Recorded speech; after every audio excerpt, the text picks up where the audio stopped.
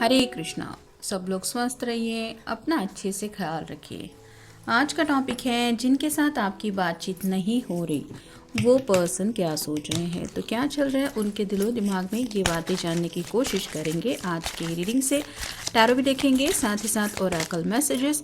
शुरुआत करेंगे card shuffle करके। जनरल कलेक्टिव रीडिंग है, इसलिए हो सकता है कुछ बातें आपके साथ रेजोनेट करें या फिर पूरा रीडिंग, इट डिपेंड्स। रीडिंग को क्लेम करने के लिए आप कमेंट सेशन में हार्ट सेंड कर सकते हैं। और रीडिंग अगर आपको पसंद आता है तो चैनल को लाइक करें, सब्सक्राइब करें।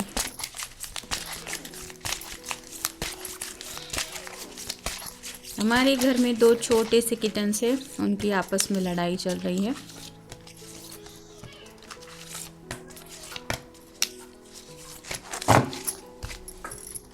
जैसे बचपन में सभी भाई बहन एक दूसरे से लड़ते हैं, वैसे वो भी लड़ रहे हैं।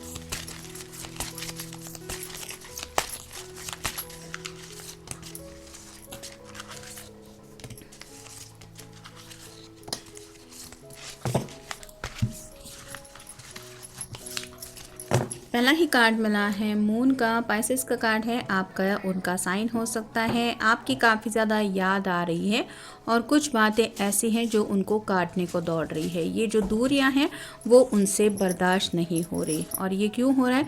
क्योंकि अगला कार्ड है 10 ऑफ कप्स का, water sign, Cancer, Scorpio, Pisces.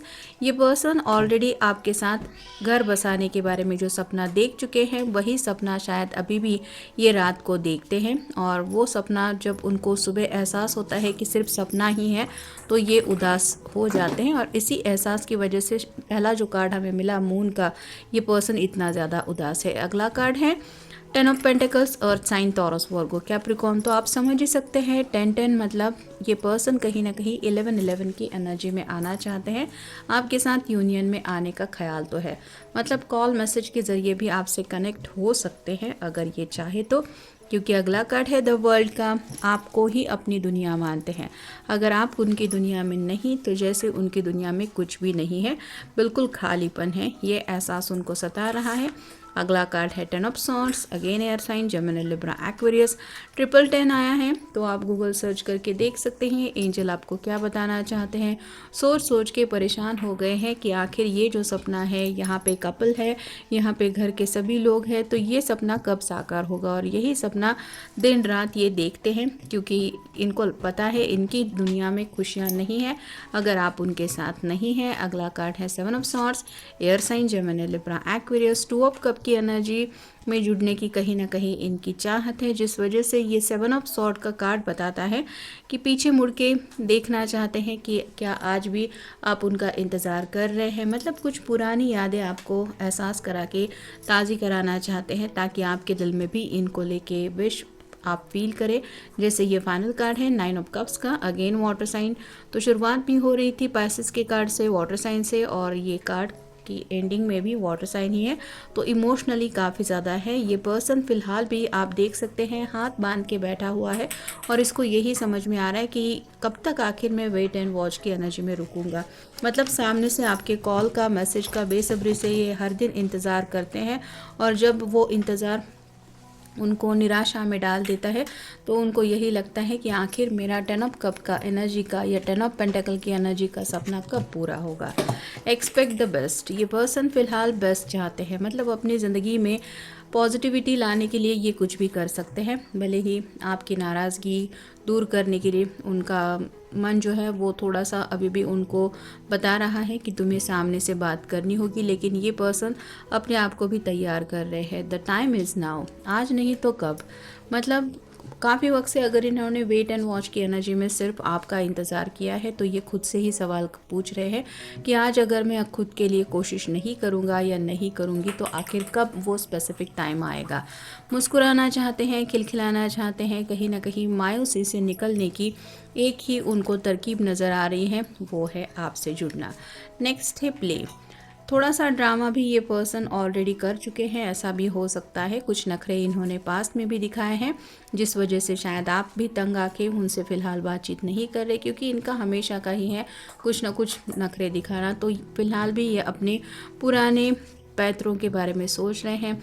Do what you love, ये फ़िलहाल ज़िंदगी में जो चीज़ मिल करके उनको खुशी मिलेगी बस वही रास्ता चुनना चाहते हैं। मतलब स्पेसिफिकली अगर आपको ही ये चाहते हैं तो अब ये आपसे और दूर नहीं रहना चाहते। और फाइनल है प्रे, जैसा कि मैंने कहा दुआएं, प्रार्थनाएं, मैनिफेस्टेशन ये सभी तो चल ही रहा है क्योंकि वो आपको पाना चाहते हैं। कहीं ना कहीं दोनों के बीच में जो दूरियां हैं वो ख़त्म हो जाए, बस यही चाहते हैं। और फाइनल है stay in your own skin, तो अपना जो नेचर है वो तो ये पूरी तरह से बदलेंगे ऐसा तो नहीं है, लेकिन जैसे हर किसी को अपनी धड़कनों का एहसास होता है कि हार्ट बीट कब तेज़ हो रही है, कब दिल मायूस है, कब दिल को खुशी हो रही है, वो एहसास ज़रूर इनको ये फील करा रहा है कि इनको आपकी तरफ बढ़ने की ज़रूरत है। वुमन होल्डिंग अ हार्ट, काफ़ी वक्त से दिल की बातें डील नहीं की है। मतलब अगर दोनों के बीच में लंबा नो कॉन्टैक्ट चल रहा है तो आज भी इन्होंने वो दिल आपके अलावा किसी और को नहीं दिया है। मैन होल्डिंग अ कॉइन, कुछ फाइनेंशियल बातें हो सकती है जिस वजह से शायद आगे नहीं बढ़ रहे हैं या नहीं बढ़ पा रहे हैं, या फिर आप कह सकते हैं कि कुछ फाइनेंशियल बातों के साथ साथ फैमिली के मसले, घर वालों की सोच, इनकी सोच, इसी में शायद ये पर्सन फंसा हुआ है और इसको समझ भी नहीं आ रहा कि क्या फ़ैसला लेना चाहिए। अगला है वुमन होल्डिंग अ कॉइन, तो ये समझ रहे हैं कि अगर इनके लिए इनके घर वाले, इनका परिवार, ये सब लोग काफ़ी ज़्यादा इम्पोर्टेंस रखते हैं तो वैसा आप भी कर सकते हैं। मतलब आपके लिए भी अपनी फैमिली, करियर, पैसे, ये सभी बातें तो आती है।